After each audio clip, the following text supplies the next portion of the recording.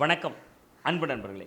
GST தொடர்பாக மத்திய அமைச்சர் நிர்மலா சீதாராமன் அவர்கள்கிட்ட அன்னபூர்ணா ஹோட்டலுடைய உரிமையாளர் சீனிவாசன் பேசின ஒரு காட்சி சமூக வலைதளங்களில் வைரலாச்சு. தொடர்ந்து அவரை பாஜக நிர்பந்தப்படுத்தி மன்னிப்பு கேட்க வச்சாங்க அப்படிங்கக்கூடிய ஒரு விஷயமும் ஒட்டுமொத்த தமிழ்நாட்டுடைய பேசு பொருளாக இருக்குது. அவங்க மன்னிப்பு கேட்க வச்சாங்களா, இவராக போய் மன்னிப்பு கேட்டாரா, எந்த விதமான அரசியல் காரணங்களுக்குள்ளேயும் நம்ம இந்த வீடியோவில் போல. இந்த வீடியோவில் முழுக்க முழுக்க அன்னபூர்ணா எப்படி கோயம்புத்தூருடைய ஐக்கானாக மாறுச்சு, அன்னபூர்ணா உணவகம் எப்படி கோயம்புத்தூரில் ஒரு தவிர்க்க முடியாத சக்தியாக மாறுச்சு, இன்றைக்கி இவ்வளோ தூரம் பேசு பொருளாகக்கூடிய அன்னபூர்ணாவினுடைய பின்னால் இருக்கக்கூடிய உருக வைக்கக்கூடிய ஒரு சோக கதை என்ன அப்படிங்கிறத பற்றி தான் இன்றைக்கி நம்ம இந்த வீடியோவில் பேச போகிறோம். வாங்க நம்ம வீடியோக்குள்ளேயே போயிடலாம். அன்னபூர்ணாவை தொடங்கினது இன்றைக்கு நிர்வாக இயக்குநராக இருக்கக்கூடிய இந்த சர்ச்சையில் சிக்கியிருக்கக்கூடிய சீனிவாசனே இல்லை, அவருடைய தந்தை வந்து தாமோதரசாமி. அவரும் காரணம் இல்லை.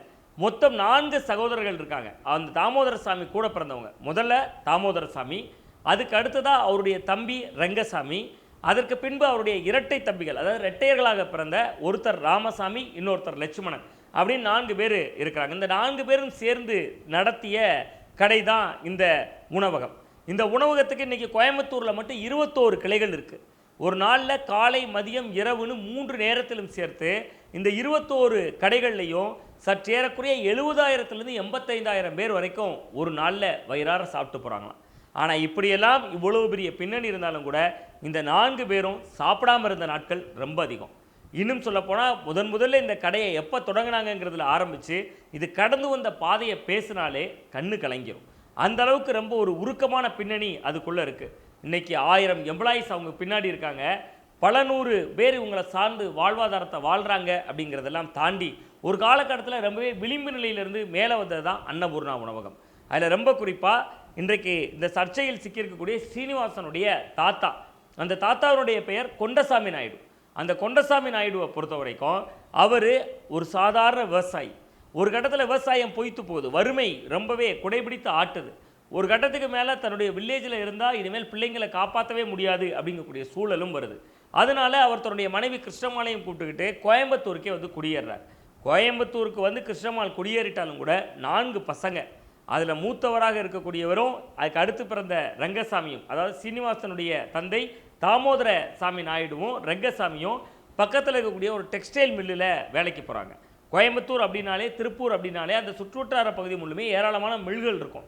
அதில் ஒரு மில்லுகளில் வேலைக்கு போய் அது மூலமாக கிடைக்கக்கூடிய சொற்ப வருமானத்தில் குடும்ப பொருளாதாரத்துக்கு கை கொடுக்குறாங்க. இதை இரட்டையர்களான ராமசாமியும் அவருடைய தம்பி லட்சுமணனும் பார்க்குறாங்க. நம்ம ஒரு ஹோட்டல் போடுவோம் அப்படின்னு நினைக்கிறாங்க. அப்படி ஒரு சிறிய புள்ளியில் தான் இந்த உணவகம் தொடங்குச்சு. ஆனால் அவங்க முதல்ல போட்டது ஹோட்டல் இல்லை, சாதாரணமாக ஒரு தேநீர் கடை தான் போட்டிருந்தாங்க. அந்த டீ கடையில் அதுவும் கீரை வடையும் கிடைக்கும். ரெண்டும் ரொம்ப ஃபேமஸ் ஆயிடுச்சு அந்த ஏரியாவில். ஒரு கட்டத்துக்கு மேலே டெய்லி ஏராளமான கஸ்டமர்கள் வர ஆரம்பிக்கிறாங்க. இதை எய்த்தாலேயே இருக்கக்கூடிய கென்னடி தேட்டர் இருக்குது கோயம்புத்தூரில். அந்த கென்னடி தேட்டரோட ஓனர் பார்க்குறாரு, என்னடா இது உங்கள் கடைக்கு இவ்வளோ பேர் வர்றாங்க, நம்மளோட தேட்டருக்குள்ளேயே உங்களுக்கு ஒரு கேண்டீன் கொடுத்தா என்ன அப்படின்னு தோணுது. ஒன்று இந்த இரட்டை சகோதரர்களான ராமசாமி லட்சுமணன்ட்ட வந்து கேட்குறாங்க, நீங்கள் உள்ளே உங்களுக்கு ஒரு கேண்டீன் தரோம், அந்த கேண்டீன் நீங்கள் போட்டுக்கிறீங்களாங்கிறாங்க. சரி, என்னடா இது நம்ம பிளாட்ஃபாரத்தில் சின்னதாக ஒரு கடை போட்டிருக்கோம், நம்மக்கிட்ட கடைக்கு பேர் கூட இல்லை, நம்மளே ஒரு பெரிய தேட்டருக்குள்ளே கூப்பிட்றாங்களேன்னு ஓகே அப்படின்னு சொல்கிறாங்க. தேட்டருக்குள்ளே அப்படி தான் முதல்ல கென்னடி தேட்டருக்குள்ளே கால் பதிச்சிச்சு இந்த உணவகம். ஆனால் அப்போ உணவகம் கிடையாது, நான் மீண்டும் சொல்லலை, ஒரு சின்ன கேண்டீன். அங்கே டீயும் கீரை வடையும் ரொம்ப ஃபேமஸாக இருக்கும். அது அப்படியே நிலைமை ஓடிக்கிட்டே இருந்துச்சு. இந்த நேரத்தில் இன்னொரு தேட்டர்லேருந்து அழைப்பு வருது, நீங்கள் எங்கள் தேட்டர்லேயும் கேண்டீன் போடுங்க அப்படிங்கிறாங்க. உடனே அதுக்கும் போய் சம்மதிக்கிறாங்க. 2 தேட்டரில் இப்போ அவங்க கேண்டீன் ஓட ஆரம்பிக்குது. ராமசாமியும் லட்சுமணன் தான் அதை பார்த்துக்கிறாங்க. அப்படியான ஒரு காலகட்டத்தில் திடீர்னு உங்களுக்கு தோணுது, இன்ட்ரோல் விடுறதே 10 நிமிஷம் தான். இன்றைக்கி மாதிரி இல்லை. அன்றைக்கெல்லாம் படங்களுக்கு வந்து நம்ம இணையத்தில் பார்க்குற வசதியோ, யூடியூப் கலாச்சாரமோ, விசிடி கலாச்சாரமோ, இன்னும் வேறு எந்த வகையான புதுமையான ஐட்டங்களோ வந்ததில்லை. அதனால் திரையரங்கள் எல்லாமே திருவிழா கூட்டத்தில் இருக்கும். இருந்தாலும் 15 நிமிடம் 10 நிமிடம் இன்ட்ரோலுக்குள்ளாடி எல்லா பொருளையும் விற்று தீர்க்க வேண்டிய கட்டாயமும் நெருக்கடியும் இவங்களுக்கு இருந்துச்சு.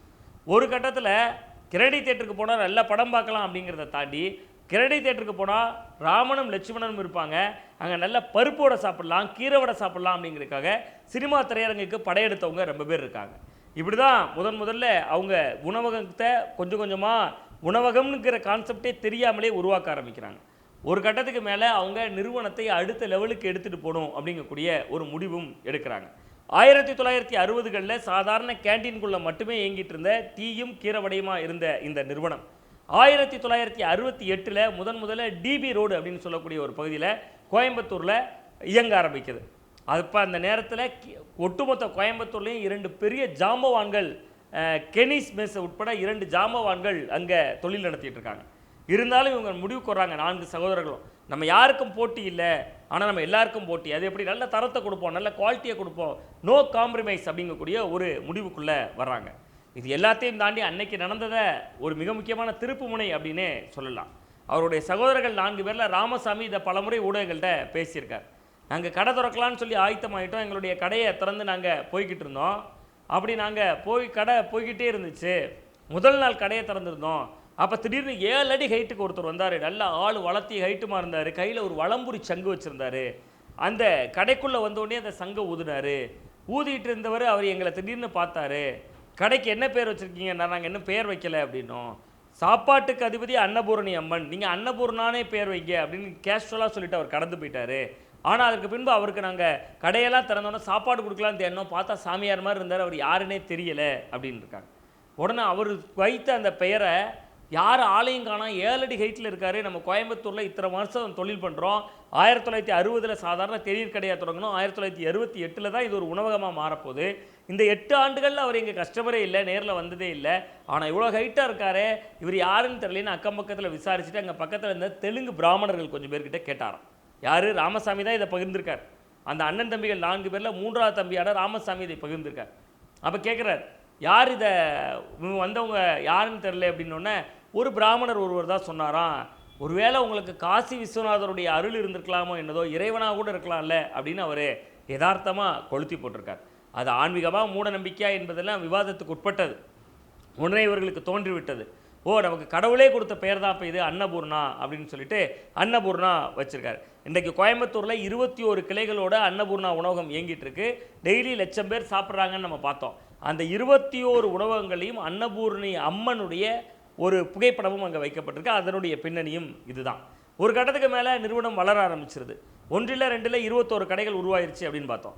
ஆனால் 1968 முதல்ல அமைக்கப்பட்ட போது டிபி ரோட்டில் ஏற்றமும் இறக்கமும் நிறைந்த செங்குத்தான பாதை. அது சைக்கிளில் போய் தான் ராமசாமி பர்ச்சேசிங் போவாராம்.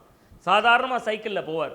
அவர் சைக்கிளில் திரும்பி பொருட்களெல்லாம் லோட் பண்ணிட்டு வரும்போது அந்த செங்குத்து ரோட்டில் சைக்கிளை விதித்து அழுத்த முடியாது. இன்றைக்கி அவங்க வீட்டில் எல்லா வகையான உயர்தர கார்களும் இருந்தாலும் கூட 1968 அந்த நபர்களுடைய வாழ்க்கை ஒரு சைக்கிளில் போகிறதா தான் இருந்துச்சு. அந்த செங்குத்தான பாதையில் ஏற முடியாமல் அவர்கள் காலில் பிடிச்சி அப்படியே தள்ளி பின்னாடி இருந்து அவர் சைக்கிளை உருட்டிட்டு வருவாராம். ஒரு கட்டத்துக்கு மேலே அவர்களுக்கு உணவகத்துக்குள்ளே புதுசாக திருப்திப்படுத்தணும் வாடிக்கையாளர்களை.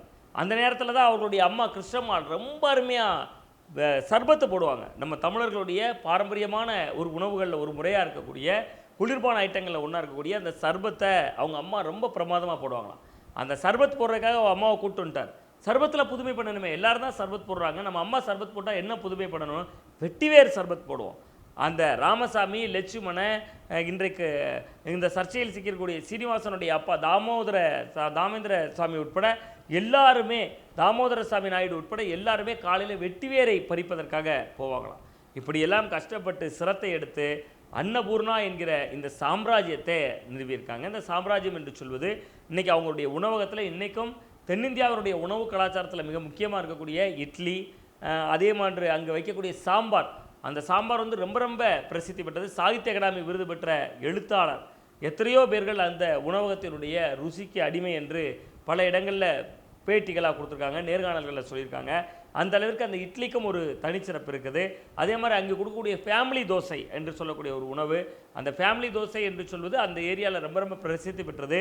அன்னபூர்ணா ஹோட்டல் அப்படின்னாலே எல்லாருக்குமே உடனே முந்திக்கிட்டு ஞாபகம் வர்றது முந்திரி பக்கோடா தான். நீ என்னடா முந்திரி மாதிரி முந்திட்டு வர அப்படிம்போம். அது மாதிரி முந்திரி பக்கோடா அவ்வளோ ருசியாக இருக்கும் அப்படின்னு சொல்கிறாங்க. அன்னபூர்ணாவில் இவ்வளவு கடுமைகளுக்கு மத்தியில், இவ்வளோ சிரமங்களுக்கு மத்தியில் அவர்களே செதுக்கி கொண்டு ஒரு விளிம்பு நிலையிலிருந்து பிறந்து, ஒரு சாமானிய குடும்பத்தில் பிறந்து, ஒரு விவசாயினுடைய மகனாக பிறந்து, அவருடைய 4 மகன்கள் தாமோதரசாமி, ரெங்கசாமி, ராமசாமி, லட்சுமணன் காலகட்டத்தில் மாடாக உழைத்து உருவாக்கப்பட்ட ஒரு நிறுவனம் இது.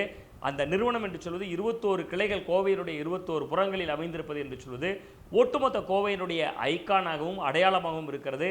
அவர் மீது கை வைத்தோ அல்லது அவராக போய் விழுந்தோ ஒரு களங்கம் ஏற்படுமானால் அது ஒட்டுமொத்த கோவையினுடைய பேசுபொருள் ஆகும் என்பதனால்தான் அண்ணாமலையே இந்த விவகாரத்தில் ஒரு மன்னிப்பை கோரியிருப்பதையும் நம்மால் பார்க்க முடிந்தது. பார்க்கலாம். மீண்டும் ஒரு நல்ல அப்டேட்டோடு உங்களை சந்திக்கின்றேன். நான் உங்கள் சுவாமிநாதன், ஊடகவியலாளர்.